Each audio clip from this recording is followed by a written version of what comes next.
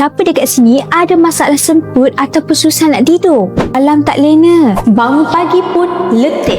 Cuba korang tengok feedback ni. Dia kata, terima kasih baru 2 hari nafas saya tak semput lagi. Tidur pun boleh lena. Bangun pagi rasa segar.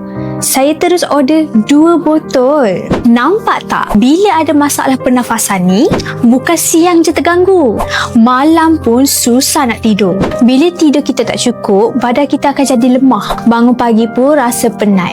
Ramai ingat benda ni biasa, tapi sebenarnya paru-paru kita mula stres. Sebab itulah adanya akar nafas ni, dan ramai yang dah ikhtiar dengan kapsul akar nafas ni. Akar nafas ni dia bantu legakan pernafasan, bagi rasa dada kita lebih lapang dan kurangkan semput. Sebab itulah ramai dah boleh tidur lebih lena. Akar nafas ni diformulasikan khas dengan herba-herba terpilih untuk bantu longgarkan sistem pernafasan, cairkan dan keluarkan kahak, kurangkan radang paru-paru kita dan bantu bagi nafas lebih lancar. Sebab tu ada yang baru beberapa hari cuba dah rasa perubahan. Kalau korang pun ada masalah semput, susah nafas atau tidur tak lena sebab nafas kita ganggu, jangan tunggu lama-lama. Ikhtiar awal sebelum makin jadi teruk. Dapatkan akar nafas sekarang.